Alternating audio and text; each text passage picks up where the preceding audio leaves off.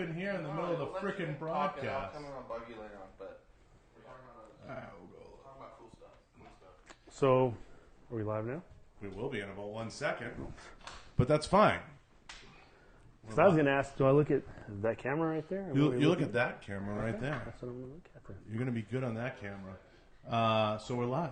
So here we go. Let me just dial in this whole camera setup.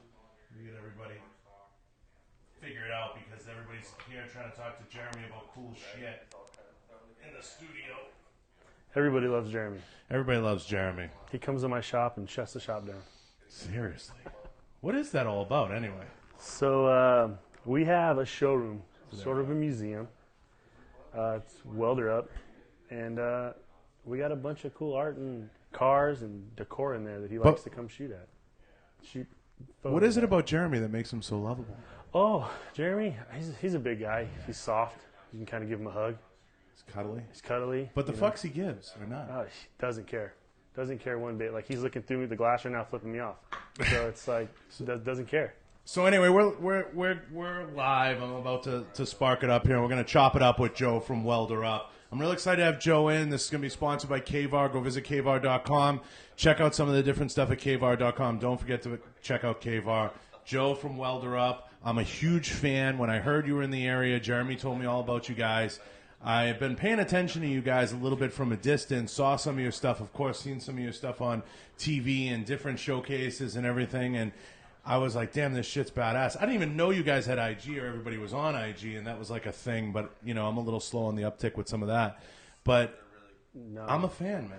It's good to have you. Oh, well, thank you. Thank you for having me. It's a pleasure. 100%. I'm stoked you're here in Vegas now. Doing I'm pumped. So we're definitely excited about that, and hopefully we'll do many more of these. We're going to do more. We're going to get you guys in the good studio. We're going to do a ton more stuff. We're going to do a bunch more. I want to ask you, I want to kick it right off. So, Welder Up, for those that are watching, and I know a bunch of people chimed in on my story that I put up earlier, what's it all about? What do you guys do, and what makes you guys so custom? And I use that a lot, so custom. So we are custom because we take stuff that's not supposed to go together and make it work and function at a high level. So we're known for our high-end rat rods and our diesels. We love putting old diesels in old vehicles. But besides the body being old, top-of-the-line brakes, everything is brand new. It's a performance vehicle when we're said and done with them. So when you guys are doing hot rods or you're doing different things and you're working on all these different concepts, where do you draw your inspiration from? Like, what draws you in? What makes you come up with the ideas you come up with? How do you come up with them? What's the, you know, is it like you look at something, like do you look at a fucking shark in the ocean and you're like, geez, I want to really design some metalwork around that? Do you look at Jeremy and you're like, I want to design something that looks like him? That would be the great white shark right there. You know, what is it that, what do you look at and what's the inspiration? So the inspiration is just completely, if everyone's telling you to go left, we want to go as far right as we possibly can. I'm seeing that. As far right as we possibly can. And we come up with the most creative concepts that we physically can. And it comes off of a lot of people saying that it can't be done. Right. But that's the big thing. Oh, you can't do this, you can't do that, or that shouldn't work. And that drives it on the performance end to say, we're going to do this set of airbags, or we're going to put this motor with this supercharger. And then as far as the look and the concept comes up with, I use it. Steve, the owner of the company, he has the imagination like none other. When he's a kid, his mom used to buy him model cars at thrift stores, tons of different pieces, and he'd build these crazy things out of them. Like erector sets. A erector set with cars, and it just sparked this interest in building cars that shouldn't be there. And it's worked for us, and people love it. It's different. You know, we have guys, some of our clientele come in, they have the Lambos, they have the Range Rovers. They want this rat rod that their buddy doesn't have in a different color, that they're never going to have. And that's really kind of what sets us apart, is building these high-end, crazy machines.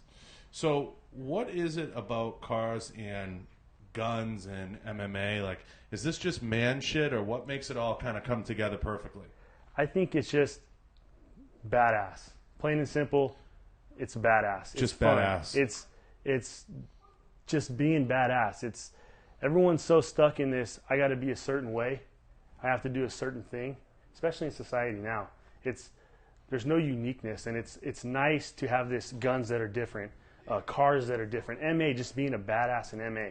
And it just works. It's just a cool feeling. And even if you're not an MMA fighter, but You watch it, it makes you feel like that. You feel a part of that. And Right. it's that grittiness. It's that just grittiness and toughness. Because I feel like, you know, now with the availability of media, you're really seeing man shit come full circle. And by man shit, I mean you're seeing guys what they really enjoy doing, and what a lot of dudes, and I'll use the term dudes, man cave guys, what they love doing is getting into their cars. Even if you're a casual kind of car guy, you're like, yeah, I buy it stock, but I'm gonna put some rims on it. I'm gonna lift it. They're doing some shit that's really cool, and everybody wants to be different. And that's why guys like Jeremy are crushing it, you know, over there at Dark Alliance. And then you're seeing a lot of people just gravitate towards, like, you know, you're seeing a lot of this where they want to come in, like, they're like, hey, you know, like I had my Raptor done by HNC USA, and I'm like, I want to lift and I want a front end and rear end, but I want it different and I don't want what everybody else has. I feel like that's where it's going. So now with social media and everything, everybody just doesn't want, you know, that Amazon.com drop-in treatment. Are you feeling like that's... Yeah, and I could say, okay, Glock 19 and a 57 Chevy Bel Air. Yep. Both awesome machines. They work. They're going to start. They're going to run. They're going to shoot. Never going to give you problems. But they're not very cool out of the gate. 57 Chevy Bel Air is a very cool car, but everybody and their mom has a red, green, purple, yellow, whatever color you want. Glocks. Everybody has a Glock. But now you add some of Jeremy's flair in there, some engraving, some color. Just changes the whole feel of that Glock. Makes it look completely different. And then our end, 57 Chevy Bel Air. Awesome car out of the gate. We drop a turbo LS in it. We make it rusty and patina and slam it on the ground. It's different. And it's just cool. What's your favorite car to work on? Favorite kind of cars? Muscle cars, old school, what? I like the Tri-5s. I go back to Tri-5. So it's a 55, 56, and 57 Chevy Bel Air. Out of those three, though, it's the 55 and 57 that stand out the most because everybody's grandma had one of those. Everybody's grandpa had one. And then it was just it was a need. You just needed that kind of car as a family car. And now people take them and put 1,000 horsepower LSAs in them. And it was cool back in the 50s, and it's cool in the mid-2000s. What's the least favorite car to work on? Least favorite car to work on, I would have to say, we did a Chevy station wagon. It was, the guy wanted to be able to transport people from the airport to his shop. He did custom racing RVs. Right. It was the hardest car to make cool. It just was not fun, and there was a million pieces to make this car right. But every little screw had to be right from the factory, and it just was the biggest headache of a car we've ever built. I want to dead an argument. It's an argument, you know, Jeremy had brought this up. You know, like a lot of guns he does, they're guns you can use, they're guns you can shoot. Are they guns that, you know, you carry every day and use every day? No. Are your cars, and it's okay to say no, they're showpiece cars, right? They're showpiece cars, and we have... Because people get caught up in this bullshit, and they say some stuff like, oh, but you can't use that every day. Well, no shit, man. It's a custom piece. No, and it's not meant to. It's that heirloom. It's that cool piece to say you have it. You may not use it every day. It's not meant to be used every day. It's meant to be badass and serve a purpose when you need it to. And that's what our cars are. We go take a car to a car show. You only go to 3 car shows a year. Every time you go, it's going to start up. It may leak some oil. You know, battery may be dead. But it's gonna be the baddest car at that car show. But don't you get sick of the trolls that are like, that's completely unrealistic. You can't drive that somewhere. Like if you do if I brought a car to you, I'd be like, I want this badass Mad Max mobile that you're not gonna take to get the, you know, it might be a car you take once to get the Sunday coffee. You know what I mean? And we have haters. They come out, man. Oh my God. On social media, mainly, everybody has a voice, and Right. it's funny because they'll sit here and talk all this shit. You build pieces of shit. I would never pay for that. You can't fit in that. That it looks like garbage. Who needs spikes in front of their car? Who needs that shit? What purpose does that serve? And it's like, what do you drive every day, bro? What do you do? What are you trying to do? Even if you don't drive something cool or don't do, what are you trying to do to be unique or different? No, you're cookie cutter. You fell in a line of everybody else, and you're scared to step out of that boundary. There's no originality to it, and you just got to kind of turn a blind eye or laugh or say, hey, you know what? Our cars aren't for everybody. You just kill them with kindness. I did notice one thing you're missing. You guys need to do a soccer mom mobile. Soccer mom mobile. Like turn it into like a crazy like double door like A-team van. We need to get like an old Econoline van or some old and just slam it on the ground, put a big nasty big block in it, and 8 seats with the AC. It'll be the ultimate mom mobile, and it'll have 500-600 horsepower. It may not get good gas mileage, No, it'd be but terrible. it's gonna be the coolest soccer mom car out there for sure. If you guys had somebody present that to you, would you take the work? Yeah, Absolutely. because it's different. It's a challenge. It's something we haven't done, and that to me is what keeps us going. Is that challenge? A badass soccer mom mobile with like a TV that came out of it, like where the kids could like watch the game or something on it, and it was just totally pimped out. I'm all about that. So it'd be nice is if we do that, and then you drive up to the soccer park. It has a little awning that pops down. The TV comes outside with a badass system in it. A little PA, so you yell at the kids. It'd be great. We would definitely take that challenge on, 100%. So what is it about this stuff? And I know I saw on your page a lot of firearms and a lot of stuff like that. So what is it about this stuff that draws you into firearms, and what firearms do you like? What are you drawn to? I do. So I'm over the board. I find myself finding little things like salient arms. They're cool. I like that style, but it's that classy style versus that raw, rugged badassness of a gun that Jeremy builds with crazy engraving, with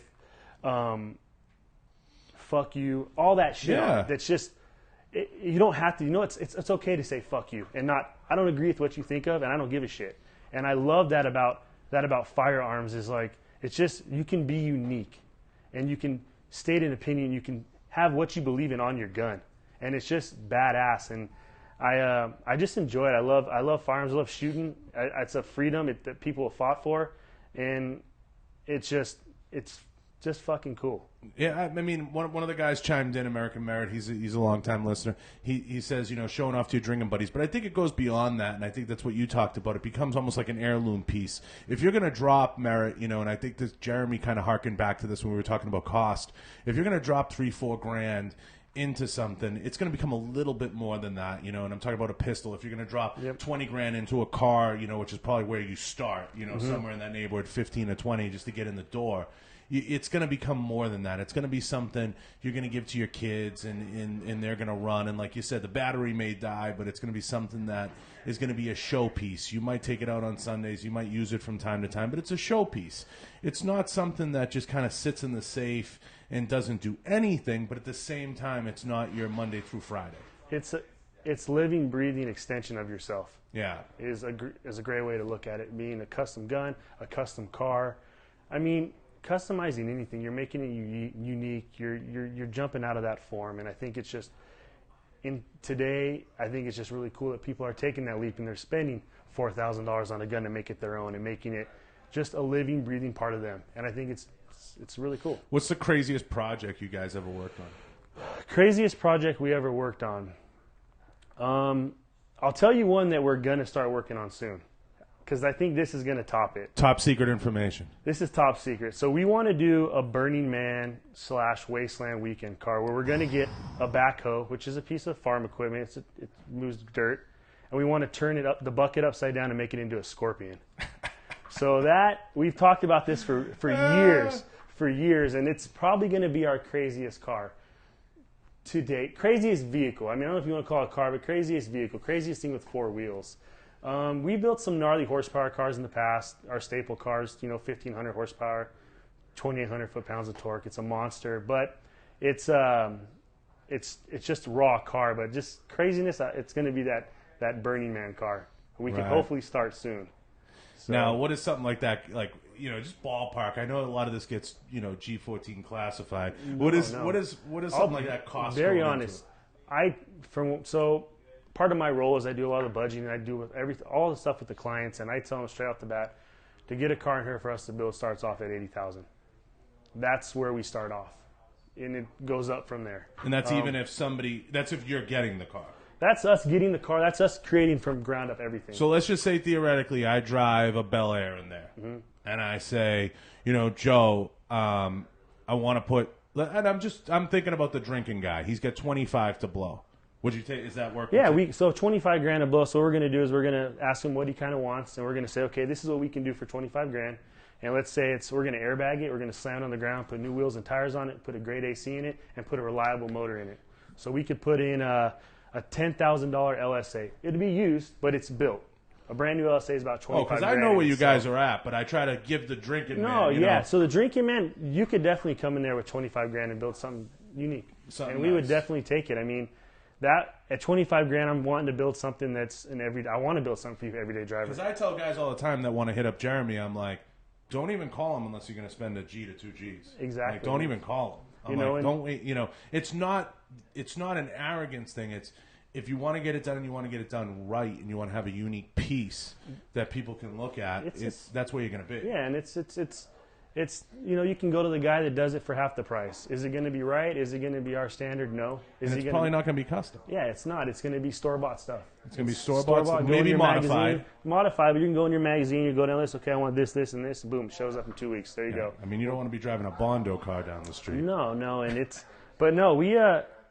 we definitely can get in there and do some really cool stuff for some low budgets. I mean, we definitely did our first season of TV.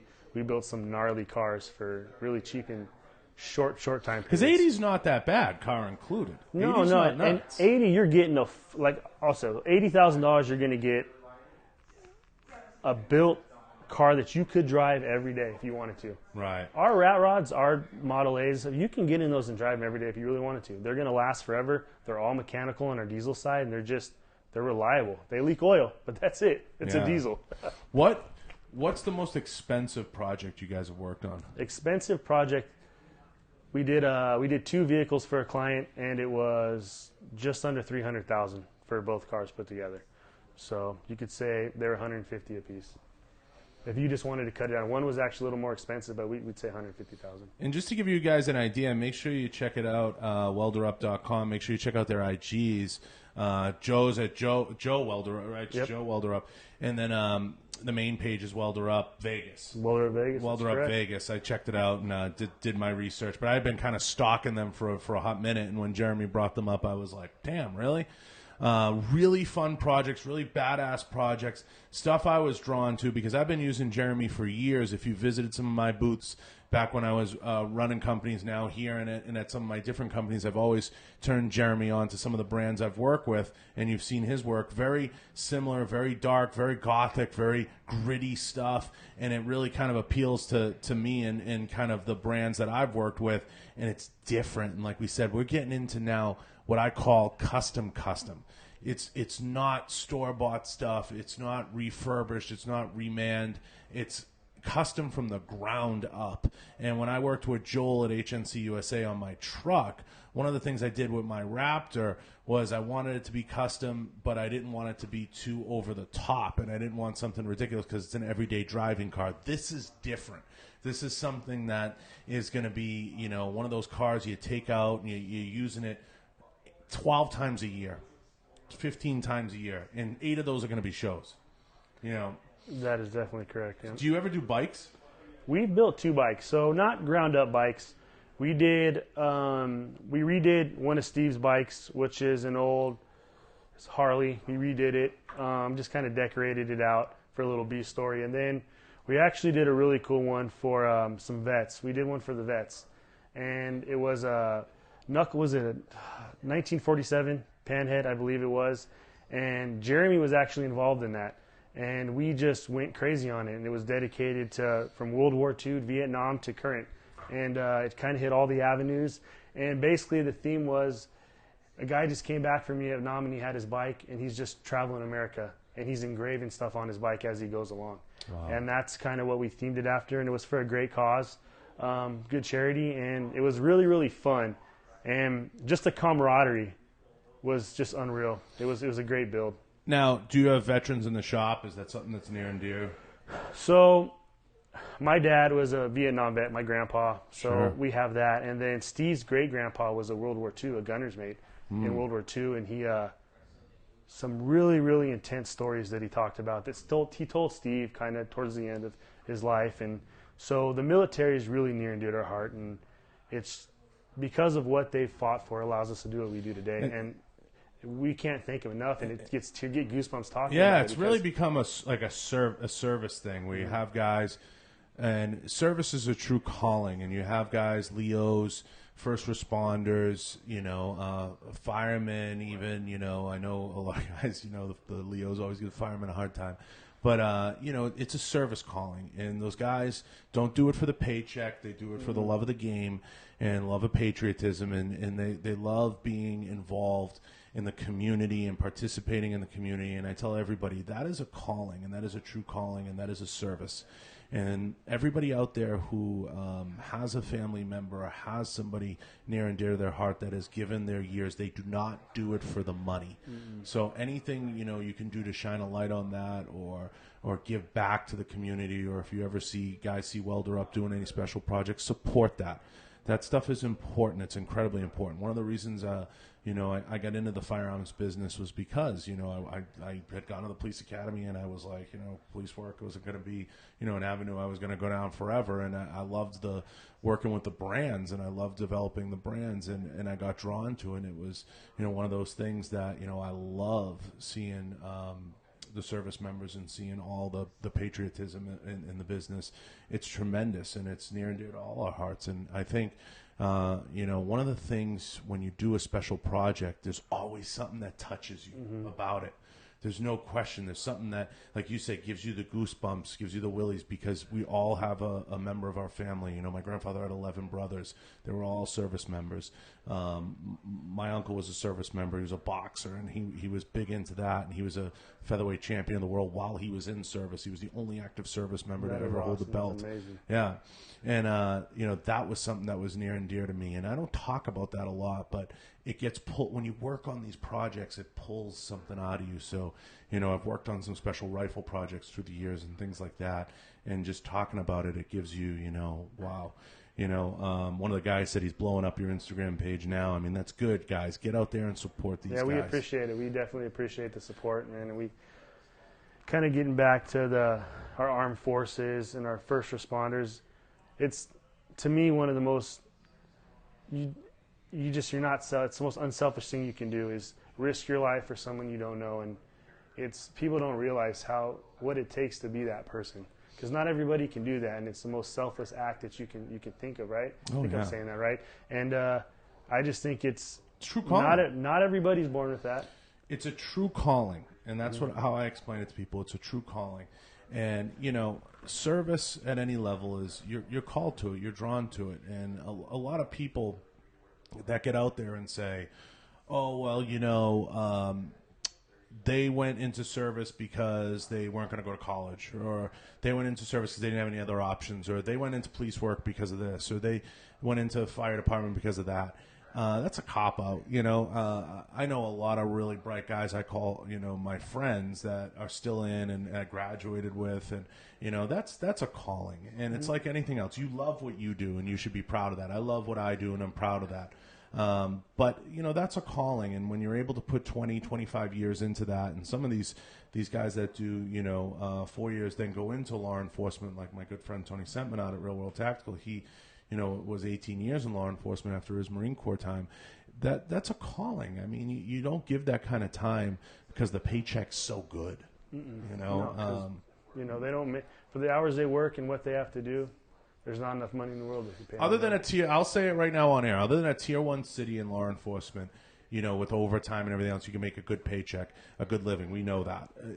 Most of these guys are making 40, 50 grand a year, and that's what they're pulling down. So to say they do it for the paycheck, and I've seen viral videos where that stuff comes up, and it's bullshit. But, I love that you guys are doing that work. I love what you guys do. There's a couple other things, what do you like to carry? What's your go-to carry gun? My go-to carry is Glock 19. Sorry, Glock 19 is not modified. Stock Glock 19 is what I'm going to carry. My favorite gun to shoot? I love HK.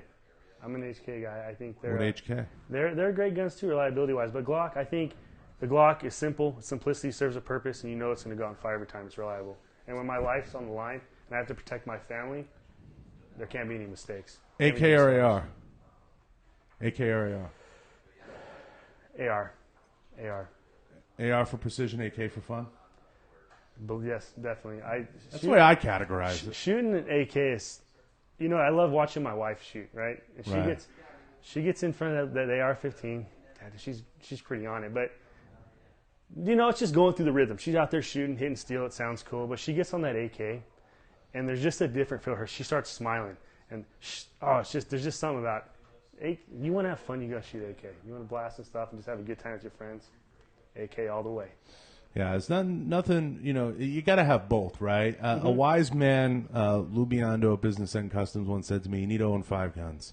You have to have an AK, you have to have an AR, you have to have a Glock, you have to have a shotgun, and you have to have a precision long-range rifle. And he was absolutely right. He said, everything else is bullshit. He said, you need to own those 5, and he's not wrong. I think he's absolutely correct. And, I think there's so many great choices out there. Beyond that, you start getting into Safe Queens and some of the stuff, some of the modified stuff, and you start getting into what you like. What kind of optics do you like to use? I've shot not too much optics, but I really like Vortex optics. They're good. Best bang for your buck, right? And that's what I look at. Like, I'm not rich. I can't go out and buy, like, the crazy optics. But I go and I look, and I'm like, that's a great optic, and I have them on my ARs and my AKs. I have Vortex optics because it's the best bang out of the box for your buck, and it works every time. The red dots are awesome. They hold true. No matter how bright or how dim they are, I love them. They're Vortex great. is one of those brands, and I've been in this business for 10 years. Vortex is one of those brands that's come a long way, and I've been, granted they had the money, they've had the resources, they've built a tremendous brand. What's up, Working Portraits? They've come a long way, and I'm really proud to see a company come in the last 10 years and establish themselves and become an established bedrock in the firearms business. They're big. It's not like they started from nothing. They're a big company, but wow, what they've done with that Razor line and what they've done with some of their lines. For $2,000, you can get one of their top-of-the-line scopes, and you're pretty much right there competitive with any other scope out there on the market. Oh, they're great. Yeah, Jeremy bought a rifle the other day and had one of the precision optics on it, and it's like, they're beasts. They look great, too. They look awesome. Great, and that's a lot of it, too, is the look. It has a great finish on it. It's like a matte bronze. I'm like, that is badass. Yeah, I've been working with them for years. They've been huge supporters. Riton's another one that's come on the scene and done some great work. They're big supporters of the podcast. I love what Riton's doing. I love their approach to the game, and they're coming out with slow releases. And I think a lot of it has to do with, like every business, the release times. A lot of companies hit the scene and they try to release everything all at once, and it's too much too fast, or they miss the market, or they overcalculate or they undercalculate, and they don't hit the demographic. So I like to see companies like Vortex. They came out and they're slowly hitting the notes. They're hitting everything. Their red dots are right on.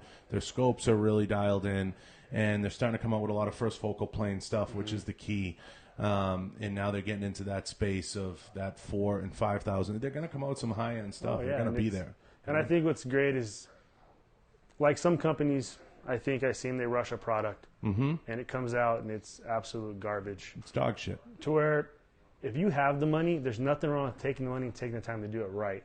Because you want to stand behind your project 5 years from now and say, that was one of our first series of optics that came out, but it's still out there performing today. And that's what counts. It's that best bang for your buck. It makes the consumer feel good when they know that you took the time and energy and you took the R&D to make a great optic at an affordable price. I'm glad you said that, because it stems into what you're doing at Welder up to. People don't realize, like T&E and test and evaluate, that stuff comes up all the time. People don't realize the years they're paying for.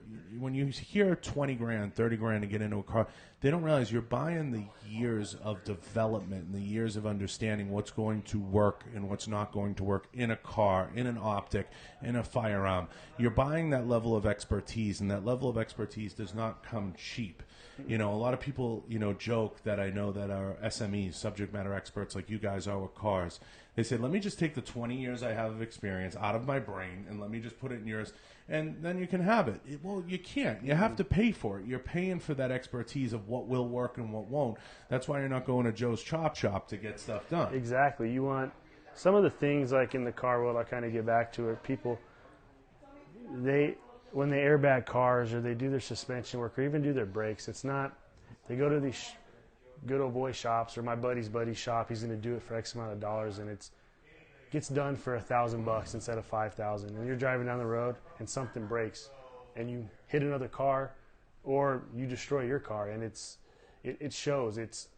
it is we've made mistakes. We're not perfect, but we've did the R&D to get through those mistakes and figure out what does really work good with the Cummins motor, what works good with an LSA, what works with the big block the best. And that's stuff that you just have to, it's trial and error at the end of the day. And you see a lot of that in welders. Old school welders will say, you know, can you teach me how to weld? Like, you know, say it's torch time. I've been doing this for 40 plus years. When you're 40 plus years in, you may be able to weld like me if you truly care about it. And it's having that passion about doing something and doing it right. Amen. So you guys are in Vegas. I just recently moved to Vegas. It's got to be exciting, and I'm excited to be here because there's so much here. I was in Miami. I left Montana. I was in Miami for a bit. You know, Miami, Vegas, L.A., you know, I grew up in the North Shore in Boston. So, you know, being in a major city like that, especially a Vegas, it's got to be awesome, right? Because everybody comes to Vegas at some point, right? Everybody does. And sometimes I live in Boulder City, so I'll come down the mountain at night. And we have a lot of negative that goes on in our city. Sex, drugs, you know, prostitution, all that stuff. But it's party town. It's like Miami. It is. It's a party town, but there is so much beauty in the city, and I'm proud to call myself a Las Vegas. I moved here in '94 when I was 10. I moved from San Diego. Beautiful city, but there's something about Vegas when you're coming back over the hill. Vegas is an amazing place. It has all walks of life. Right. And it's a great place to live. I really, truly love it. We're getting football now, which is, if you're a football fan, that's cool. But I miss old Vegas because of the richness in that. I think there was just so much really cool history. And my great-grandfather he worked for Metro Sheriff here in Vegas, and his badge number, I think, was 19. Oh, my God. So I got Tell me you have that. I have it. I have everything. I think he has a letter from like J. Edgar Hoover. Oh my God. He became a detective, and he kind of went through the ropes. But he was World War II. He went to the Army, came back, military police. Wow. Came to Vegas and got right into to Metro, and keep that badge. Number 19. So I see pictures though from old Vegas, and there was just a different richness about it. You know what it is? I'll tell you honestly. I've been here most of my whole life. I love Vegas. There's a lot of full of shit people in this town. Oh my God! Right now, everybody and their mom knows somebody's done something. Celebrity this, celebrity that. Every show we go to, every company I've worked for, and when I was running companies in the firearms business, I would say this before every show, and this was my speech I would give my crew. Somebody just ask them. They'll tell you how great they are. True statement. So you walked in here, you know, I'm like, hey, how you doing? Like, you just sit down, you know, like a couple guys. Because that's the way I like it. You know, there's no sitting around telling each other how great you are and who you know and how you know them and playing that game. It's just like, let's sit down and bullshit around for a little bit.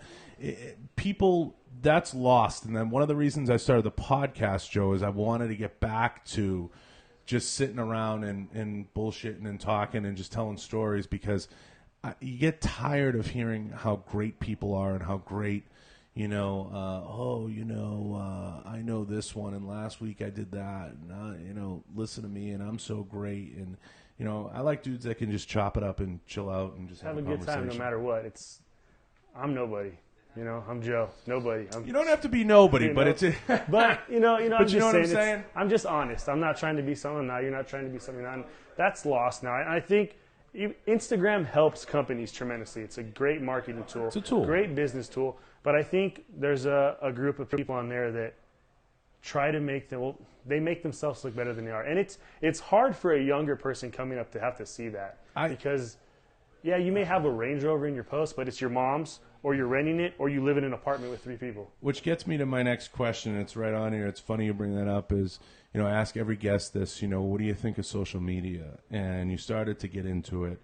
You know, I tell everybody this. I'll give you my answer before you give me yours. Social media is the best part of someone's day. And you see on social media what I want you to see. It's a tool. Is it a necessary tool? No. I mean, most people are using their social media as a business or as a way to catalog their life. And they're giving you the best snapshot or snippet of their day.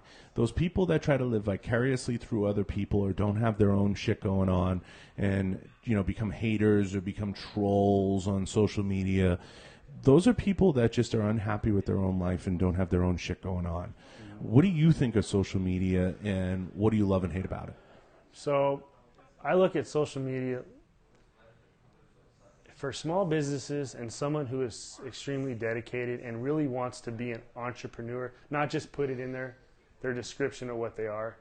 It's a great platform, and it gives you straight to your consumer. Nobody can offer you straight to your consumer like Instagram or social media platforms can.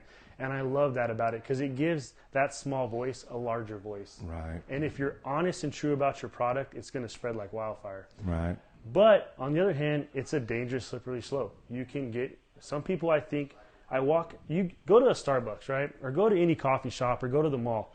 Everybody's like this. Oh yeah. Seeing whoever's doing that day or where they're at, and that to me, it's hard. And I see kids on it. My kids too. I have 3 little ones at home, and it's part of life. They have to understand phones. They have to understand technology and social media. Because you take advantage of technology, or it takes advantage of you. Exactly. And I think as long as you don't get overwhelmed up and that becomes who you are, it's a great marketing tool. Hands down. Hands down, best marketing tool you can have, because it's free for now.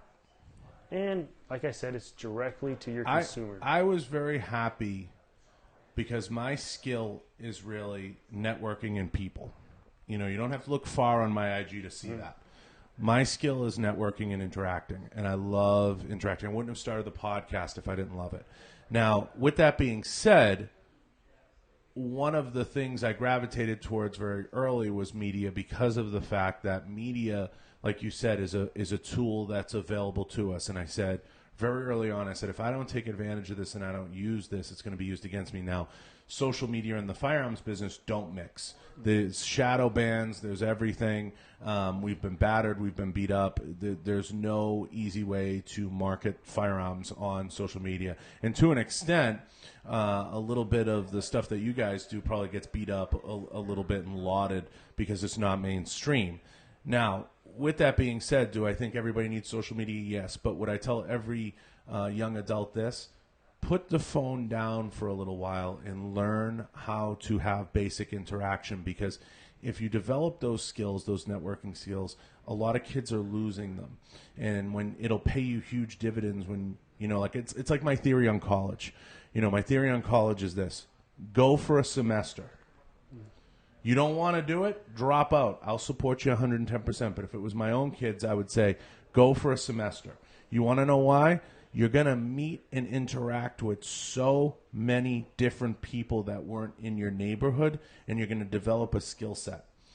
That skill set is going to serve you well no matter what you go and do. I don't care if you go be a fucking welder, a plumber, whatever it is after. But if you have the opportunity to go to a college for at least one semester, go. And whether you drop out after, I'll support you 110% if it was my own kid. It's just, you know, going to a giant like a UNLV or a USC, you're going to meet so many walks of life, and you're going to do so many basic interactions. It's going to help you tremendously. Now, college doesn't have to be a traditional college. It can be joining the military. It can be anything. But just get out there to a pool of people that you may not otherwise have access to, and I think that's going to pay huge. And I think it's what's great about, like you said, going for a semester, whether you continue or don't continue, all walks of life are at that college. Mm-hmm. All age groups. Yep. So it's funny. My wife just graduated from UNLV. Right on. 2 weeks ago, yeah. She graduated Bachelor's of Science. The youngest person in there that was graduating was 18. The oldest was 87. Awesome. How awesome is that? Like, you hear that, here we go again, goosebumps. Yeah. 87 years old. I'm like, that is amazing. That is dedication, determination, and that says something about that person's character. And Huge. But you really do. You meet so many different walks of life, and I think it's a great networking environment. Great networking environment. Yeah, I mean, that's my pitch on college, and I do think it's gotten ridiculously overpriced. You know, you're a blue-collar guy, you're working in a blue-collar field, you're a welder, you're ham and egging it.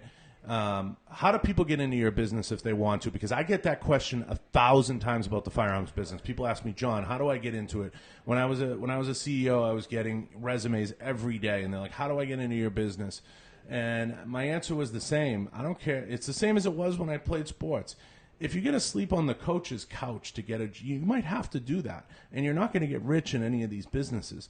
How do they make it in your business if they want to get into custom car work? So if you want to get, I think it's having the will to sweep floors. Start off at the bottom. Hard work. It's hard work. It's okay to be a tradesman too. Now I think tradesmen are going away, and I think if you can work with these two hands, you'll never go hungry. If you can learn, I think it's the ability to start off at the bottom and take your licks as you go up, because you're going to take it as you go. And I think nowadays everybody wants to be this boss and wants to be top dog welder. Everybody wants to be the boss. Everybody wants, and like TIG welding I love TIG welding. It's one of my favorite things to do. But everybody wants to lay dimes and be the best TIG welder, but not learn the basics of stick welding, not learning the metals. They just want to go and get right into it and do it. If you don't take the time to learn a trade right and be willing to get dirty, sweep shop floors, sleep outside the shop, show up every day and say, I will take the trash out. You're never going to be successful. You're never going to succeed. No. But it takes that person to be good at anything in life. I've had owners of I've had an owner of $1 billion company on my podcast. They've all said the same thing. They're like, if you show up at our door and you're willing to put the time in, even if it's as an intern, like you said, willing to sweep the shop floors, no one's going to turn you away. They might think you're a little fucking nuts, and it might take a little time to get in the door, but nobody's going to turn you away. So if there's a profession out there you're looking to get into, and you follow it on IG or you watch it on the internet and you see these guys doing badass stuff and you're like, that's what I want to do, you may not have the skill, you may not have the creative flair right now. And I think what Joe's getting at is you may have to start sweeping the floor and learning the day-to-day and just paying attention. But you're going to have to set a giant part of your ego aside for a while. And you're going to have to just take the time to sit in the room and just absorb and be a sponge for an extended period of time. And then you're going to get that opportunity at some point maybe to get behind a weld, or get behind I don't even know what you call it, get behind a car, or just even you might be just cleaning the car after.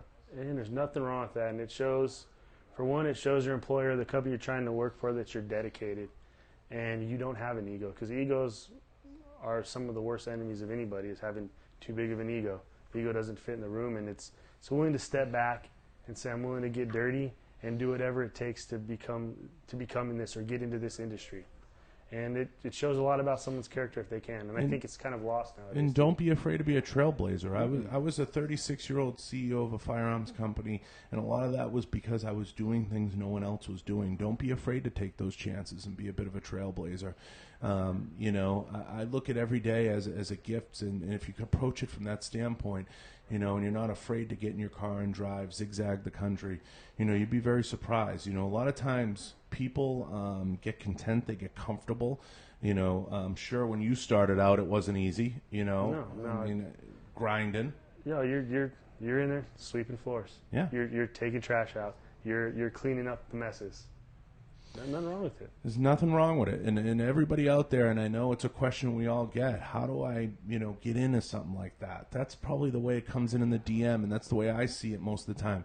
I had somebody on LinkedIn message me. They said, geez, John, I really, I want to go here and I want to apprentice. That was the term the person used.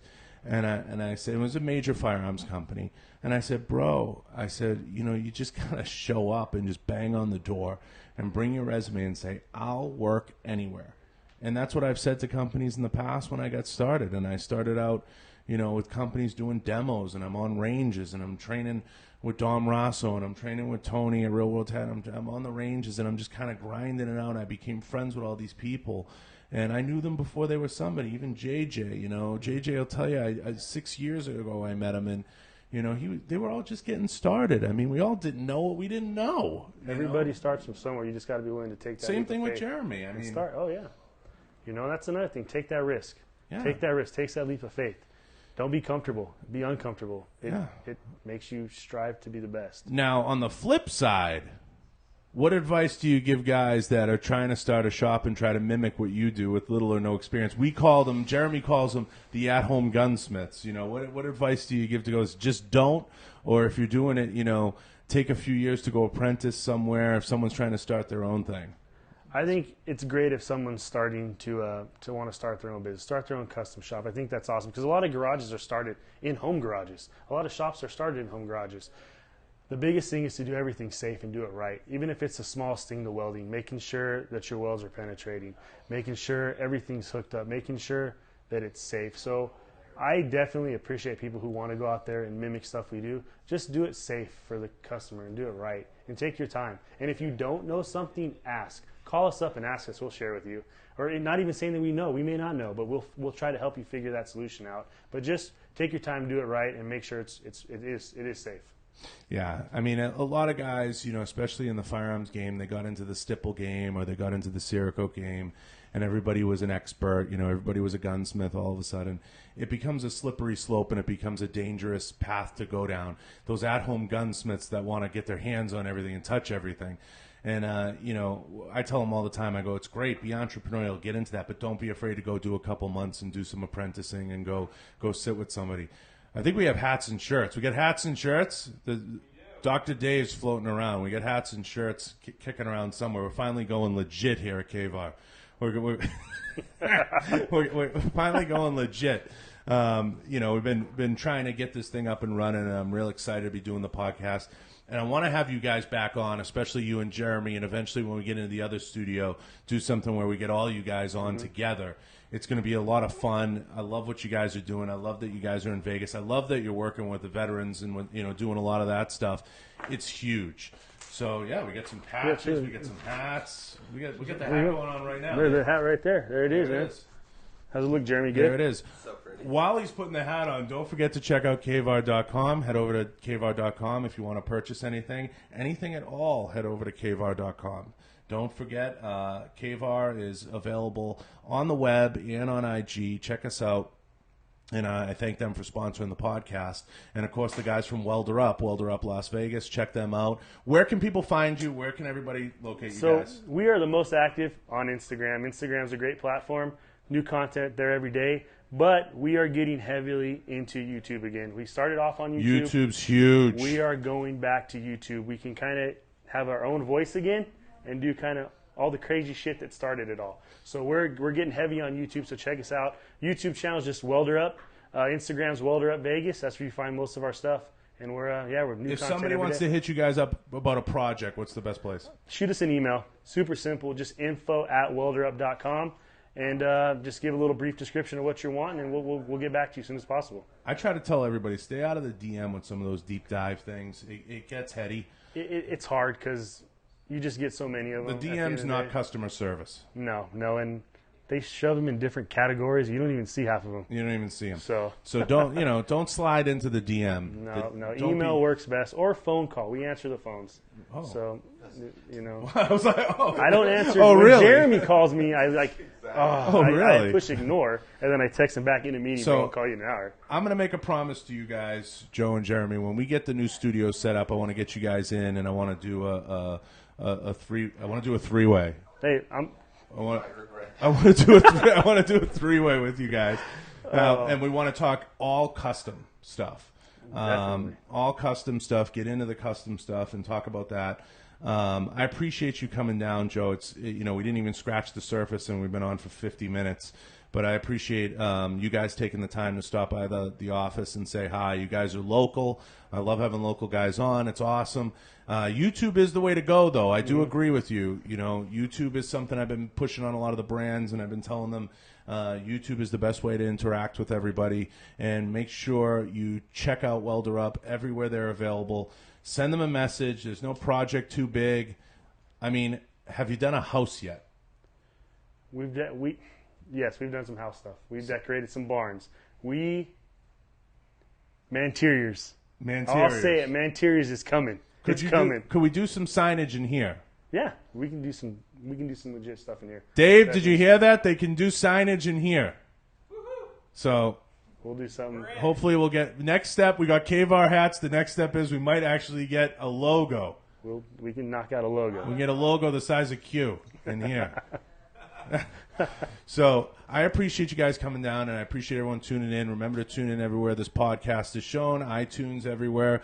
Check it out on YouTube. Leave your comments down below. Let me know what you guys think of everything Welder Up's doing. And make sure you check out their website. Check out kvar.com. I want to thank kvar.com for sponsoring the podcast.